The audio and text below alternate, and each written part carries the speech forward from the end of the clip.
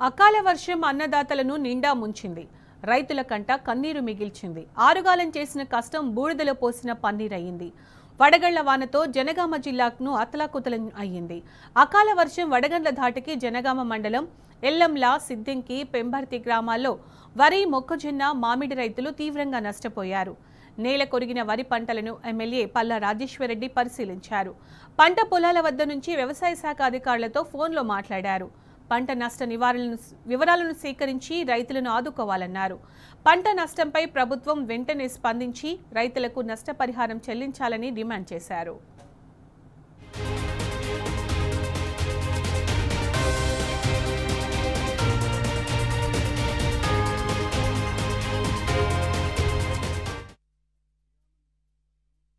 జనగామ మండలంలో 6-7 గ్రామాలు సార్. ఎల్లెంల, సిద్దంకి, పెంబర్తి, పెద్దరామంచెర్ల, పసరమడ్ల, ఈ అన్ని గ్రామాలలో మొత్తము పంట అంటే కంప్లీట్గా నిన్న ఒక అర్ధగంట సేపు పడ్డది సార్.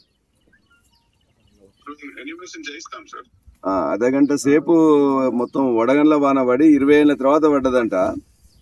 ఇవాళ మొత్తం కంప్లీట్గా ఏం లేదు, దుష్టినట్టే మొత్తం కూడా. మొత్తం అందులో ఇది అవుపడుతుంది తప్ప నీకు ఏం లేదన్న. మొత్తం కూడా ఎవరో తాళ గింజలు ఉన్నాయి తప్ప మిగతా ఏం లేవు సార్.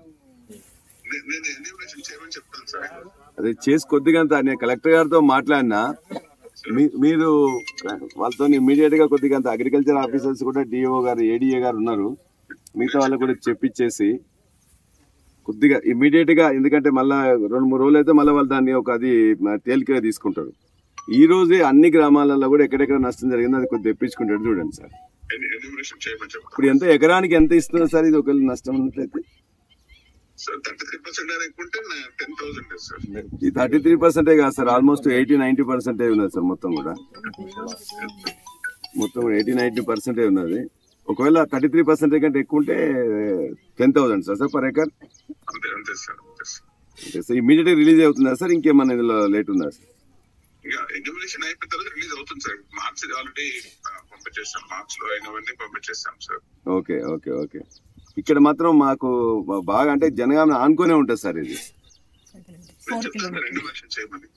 అదే అదే మా సెక్రటరీ రఘునందన్ రావు గారు, మీ ఆఫీసర్లు కూడా ఇద్దరు వచ్చారు సార్ ఇక్కడికి.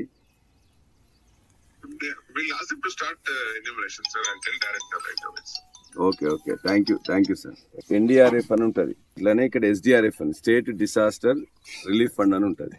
అట్లానే నేషనల్ డిసాస్టర్ రిలీఫ్ ఫండ్ వాళ్ళ యొక్క ఏంటంటే 33% నష్టం జరిగినట్లయితే ఇంతకుముందు 6,500లో 5,000 ఉండేది.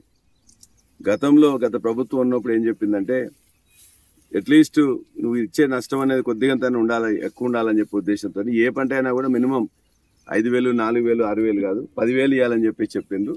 దాన్నే ఈ ప్రభుత్వం కూడా పాటిస్తుంది. మొన్న మార్చి వరకు నష్టం జరిగింది అనేది కూడా పంపించిండ్రట. ఇప్పుడు దీన్ని కూడా పంపించమని చెప్పేసి ఇవాళ ఇమ్మీడియట్గా చెప్తా అని చెప్పింది. కాబట్టి ఇవాటి వరకే మేడం, ఇవాటి వరకు మొత్తం కూడా మీరు ఎన్యూమరేట్ చేసి పంపించండి.